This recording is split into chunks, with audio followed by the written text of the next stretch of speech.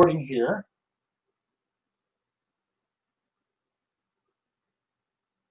Okay, so we're being recorded now, and let me give you a moment to copy down this example.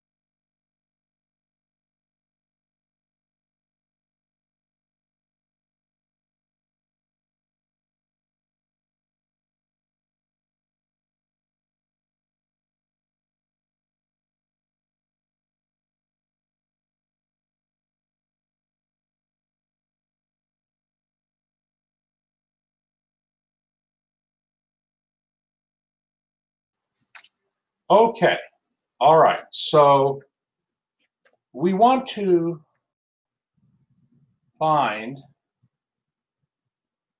this definite integral. And we understand that what we're finding is if we were to graph this function here, the arc sine of 7x over the square root of 1 minus 49x squared, if we were to graph that, and then compute the area under that curve from 0 to a 14th, that would be what this definite integral represents. It's an area. So, all right, so when I look at this problem, I think, well, what makes the problem a little bit complicated? What makes the problem a little bit complicated? Is it the square root and then the sine -1? Well, that indeed, Snega, is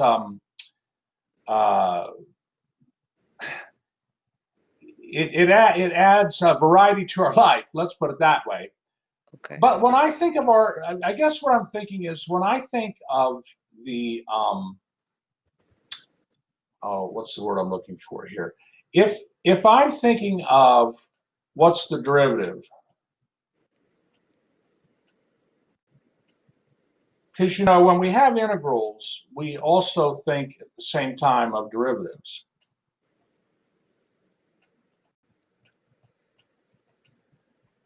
The derivative of the arc sine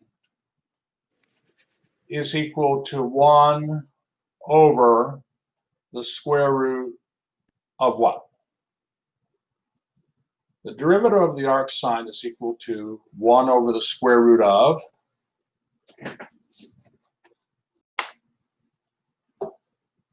1 minus x squared.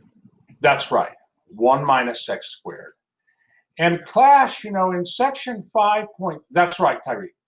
In section 5.3 in your ebook, there is a table of antiderivatives that you can use as for your reference. Okay, just a reminder. I'm sure you saw that in Calculus 1 if you took it at Montgomery College. So, okay, well, so I don't have, I have a 7x. I have a 7 here. And notice I have a 49 here. So I might want to make a little substitution to help me make this a little bit more like, you know, the 1 over the square root of 1 minus x squared. So let's get to the solution here. What I'm going to do is I'm going to let u equal 7x. And I notice that the 49x squared is the same as 7x quantity squared.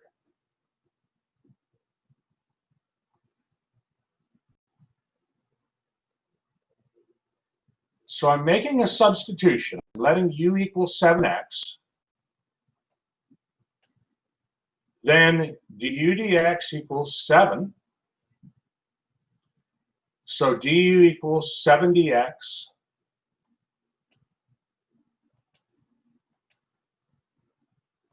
And therefore dx equals 1/7 du.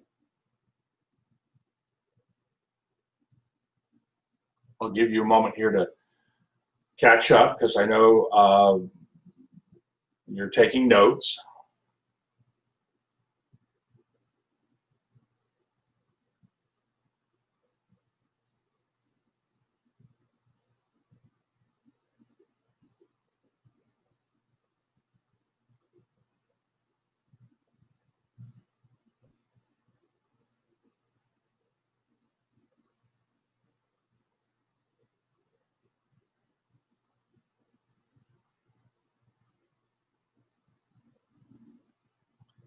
Okay, so, is this going to help me? Is this going to help me take this integral and make it look a little friendlier? It will help because after the substitution,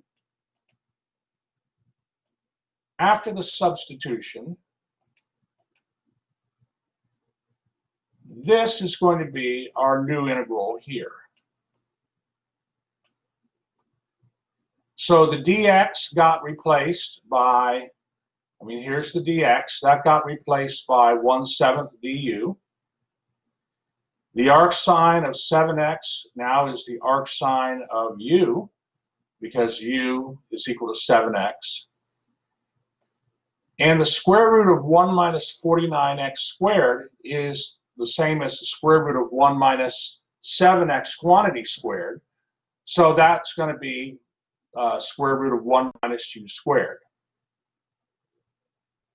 And then, of course, the x limits get changed because since u equals 7x, this means then that when x is a 14th, well, that limit will get converted to half because 7 times a 14th is a half. Similarly, when x is 0, when x is 0, we just did a 14th, right? When x is 0, that limit gets converted to 0 because 7 times 0 is 0. So through a simple substitution, I can make the integral look a lot nicer. Now, it isn't necessary to make this substitution. And what's going to happen is we're going to use 2 substitutions to solve this problem, to get our answer. Let's see. And we could do it with 1 substitution, but intuitively, I like to use 2 in this case. One moment here. We had a chat here. Hold on, somebody said something. Okay, hopefully everybody can see the screen okay. Maybe give a thumbs up if you can. The screen's visible. Okay, good. Somebody said they couldn't see their screen, but now their message is going up. So, well, sometimes I don't know if you re-log back in. I don't know if that helps, but you know. Okay. Okay, Adriana says, I can't see your notes, only the markings on the page. So Adriana, I'm not sure what's going on there, because let me just ask again, who can see my notes okay? I just need another response on that. Okay, so I'm not sure, Adriana. It might be something with, okay, yeah, log out and come back in, Adriana. That's good. Thank you, everybody. Appreciate it. So, okay, here we are. Here we are. Yeah, I mean, Blackboard Collaborate is one of the authorized remote learning tools that we have at the college, along with Zoom. And but okay, so here we are. We're at this step here. We're here. And now we have to think about using a substitution. We have to think about using a substitution. The question is, what's going to be the right substitution?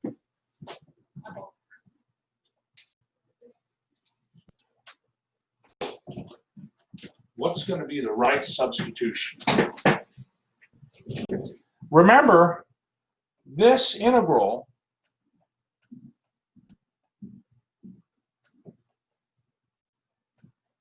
can be written, wow, the arc sine of u. Okay, I like that. I like that. Good, Rodrigo. Good, Tina. Yeah, because we can write this as the arc sine of u. I know it's not perfect, but you see what I'm doing here. It's the arc sine of u times 1 over the square root of 1 minus u squared du. And so you see, sometimes, how many find that helpful to sort of split the integrand up a little bit, like writing it like a product here. I mean, it is a product, but writing it like, well, it's a quotient of two functions, but I'm writing it as the product of two functions. How many find that helpful? Okay, good. Okay, thank you, Michael. Excellent.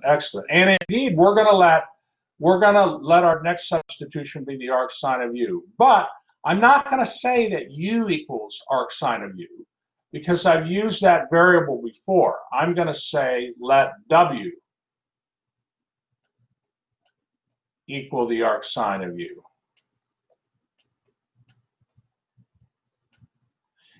And if we do that, let's go to the next page. Everybody has the notes okay? All right, thank you. And let me know if you ever need a little more time to copy something down. Okay, so we're going to let w equal the arc sine of u. And so we do that. Then dw is 1 over the square root of 1 minus u squared. And so see, through the first substitution, I was able to get the integrand in a nice form, you know, that I'm comfortable with, I always like to be comfortable when I'm doing my math. I don't like to feel nervous or, you know, scared or anything like that. I like to be comfortable. And so I do things in math, you know, to make me comfortable. And that's why I did that first substitution.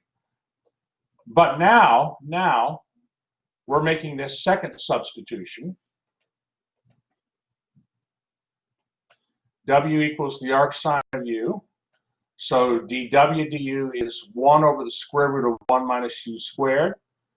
So dw then is 1 over the square root of 1 minus u squared du. And now we can rewrite the integral. Okay, take a moment to copy that. Take a moment to copy that.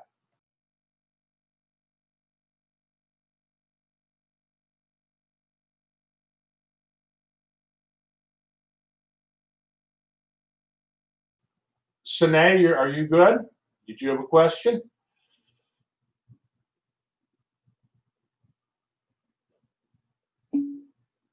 Okay, great. All right, Adriana's back with us. Hopefully, Adriana, are you good, Adriana? Yeah, I can see now. Sorry. Excellent, excellent. All right.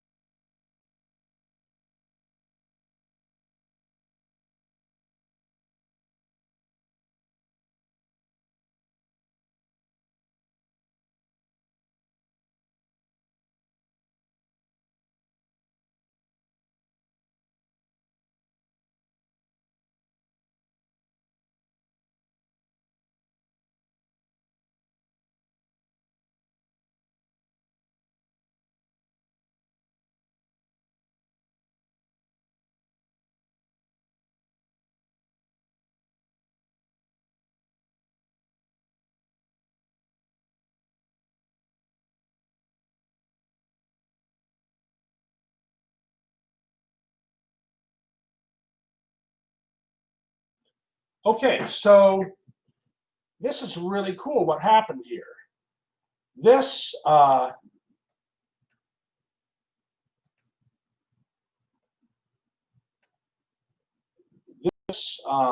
on here. This integral here, which kind of looked complicated, now look at it. It's just a very simple integral.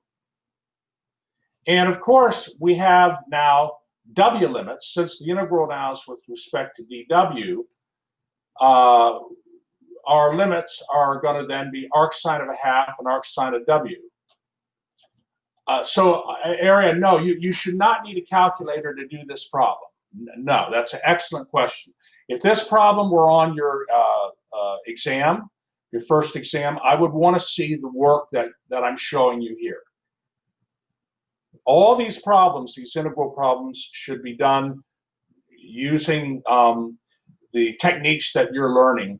And really, in terms of the trig part, well, the trig part, I mean, if you do arcsine of a half on your calculator, you're not going to get pi over 6, you know. But you draw the right triangle here, 30, 60, 90 degree triangle, the sine of 30 degrees, so you know, the arcsine of a half, okay, the arcsine of a half, what's that equal to?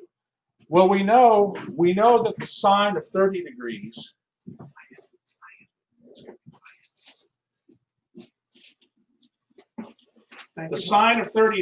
is equal to half, right? So that means then that, or the sine of pi over 6 equals a half. That means then that pi over 6 equals the arcsine of a half. If the sine of pi over 6 is a half, okay, in other words, if the sine of pi over 6 is a half, then the arcsine of a half would have to equal pi over 6. Okay, are there any questions on that? I'm just going to put that in tomorrow. It's no big deal. So are there any, so I guess this limit on the top, this pi over 6 limit, are there any questions on that? Similarly, the arcsine of 0 is 0, because since the sine of 0 is 0, then the arcsine of 0 is 0.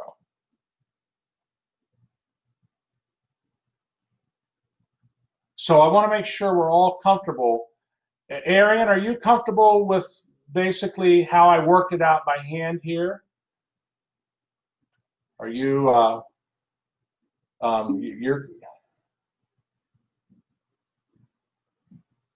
oh, okay, the 30 degrees. How do we get to 30 degrees?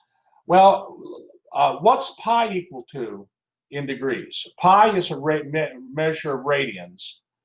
What's it equal to in degrees? 180. So take 180, good Sergio, good Adriana, take 180 degrees and divide it by 6, and you get 30 degrees.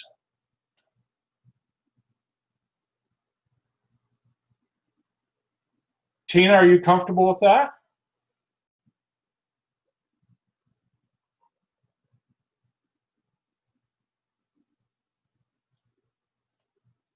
And if you take pi over 6,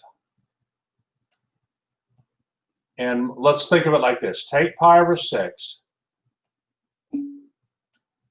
and let's say, all right, so we agree, hold on here.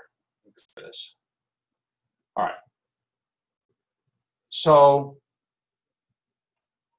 y is 30 degrees.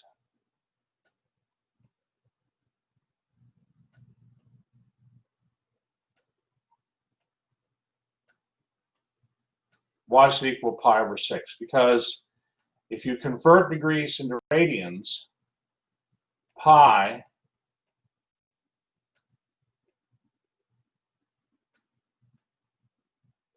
is 180 degrees, right?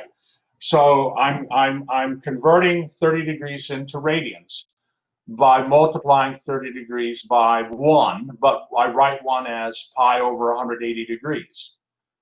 The degrees cancel. The degrees cancel.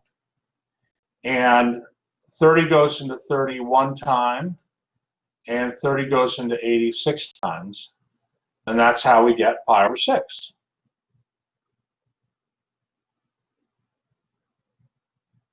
So that equals pi over 6.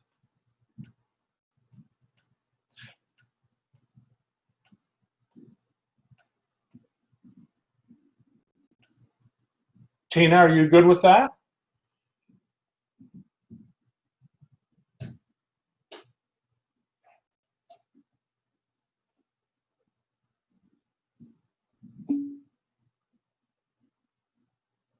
Oh, well, the 30, this is from trigonometry, 30, 60, 90 degree triangle.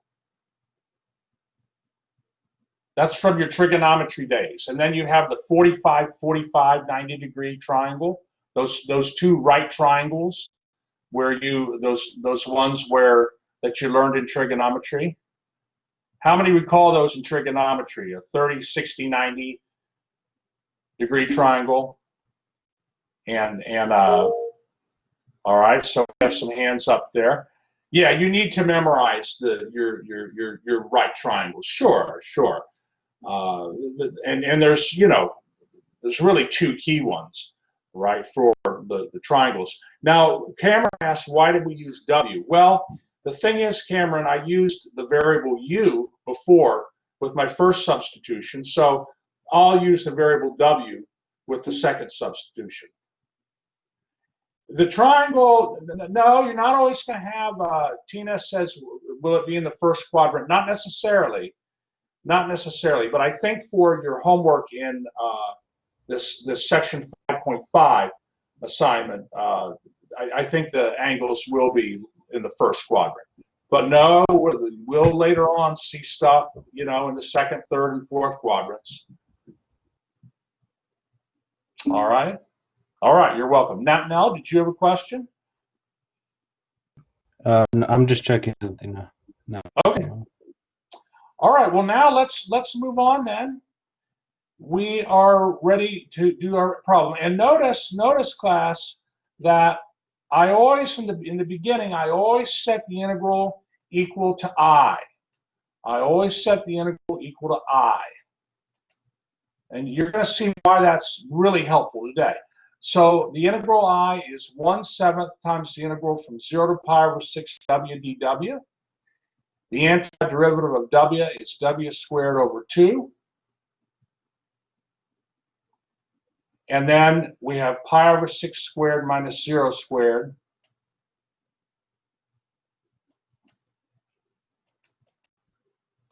and we're going to get pi squared over 504. I'll give you a moment to copy that.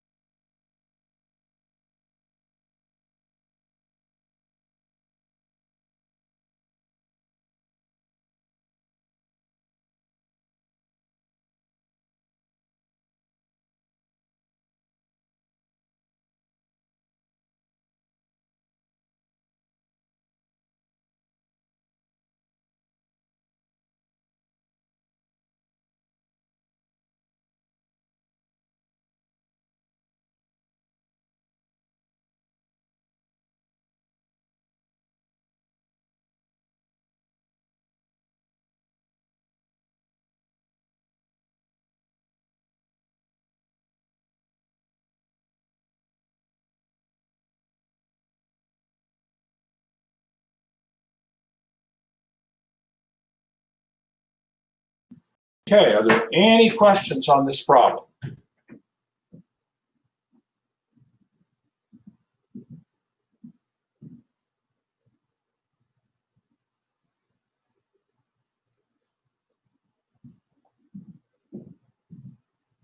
All right, so that's one of the harder ones. You know, I try to do a variety of examples, and the examples I do, you know, sometimes I do ones that are, you know, examples in the book, but also I try to do ones that are, you know, different examples from the book examples, so you get a wider variety of examples. All right, well, we want to talk a little bit about section 5.6. So I'll stop the recording here.